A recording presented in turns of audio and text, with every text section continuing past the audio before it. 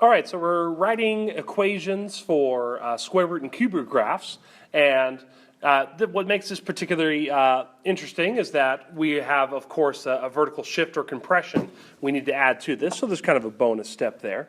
And the fact that we're dealing with square root graphs means that we're not dealing with a vertex like a parabola gives us or an absolute value graph gives us. We actually only have an origin, which is sort of like the starting point or a critical point on the graph here. So let's say I'm doing number 3, for example. Okay, so on number 3, the origin, I'll just put an O, is going to be at positive 1, 2, because we do the opposite of what was x, and then we put 2. All right, and the origin is going to be the first thing I put on my table here. And we want to plug in numbers that will work out nicely because I'm dealing with square roots. I mean, because I can plug whatever numbers I want.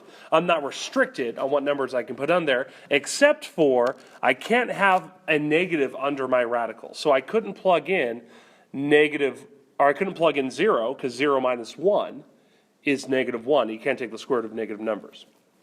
So let's plug in a number that we know will work. I believe 2 will work, because if we plug in 2, we're going to get this. So 2 minus 1 is 1. The square root of 1 is 1.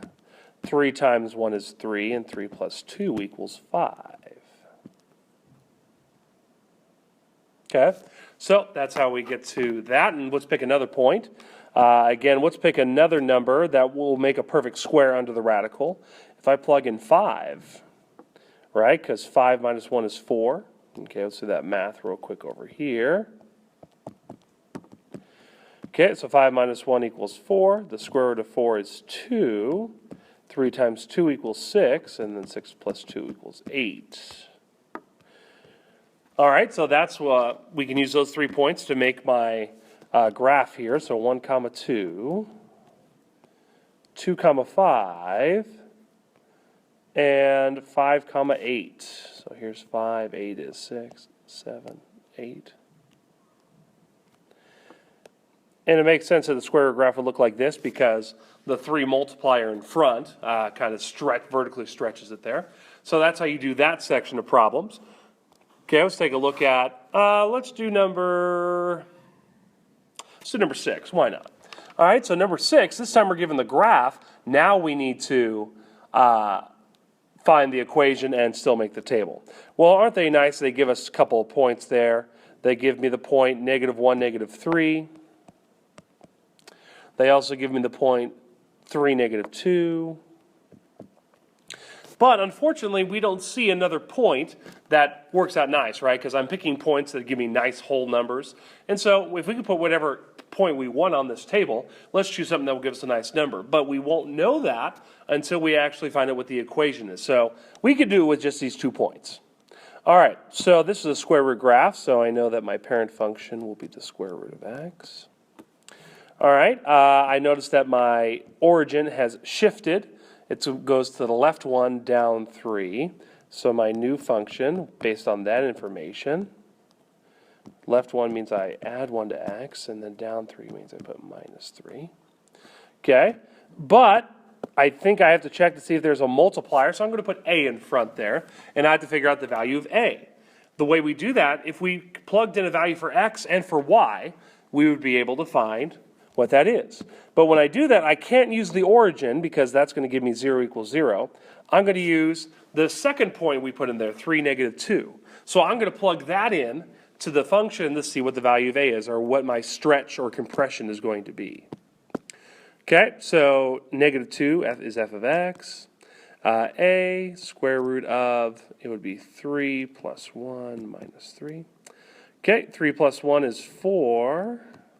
Square root of 4 is 2. So 2a, it's -3, equals -2. We add 3. And so it's going to give me 1 equals 2a, divide by 2.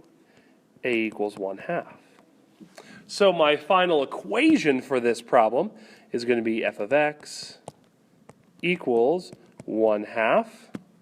And then we have the square root of x plus 1, and then we put -3 on the back. Okay, and then now we have the equation. Let's try to find the last part, or the last row of my table. So if we plug in 3, that worked out well. Let's see. We want to make a perfect square. Let's try plugging in 8, because 8 plus 1 would be 9. I think that will work out nice. So if we plug in 8, okay, so I have 1/2, 8 plus 1 minus 3. Well, 8 plus 1 is the square root of 9. The square root of 9 is 3.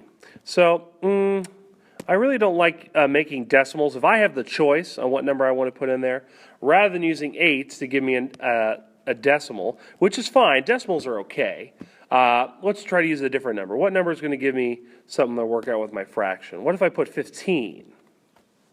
Because if I put 15, 15 plus 1 is 16. I think that will work out nice. Okay, so 15 plus 1 minus 3.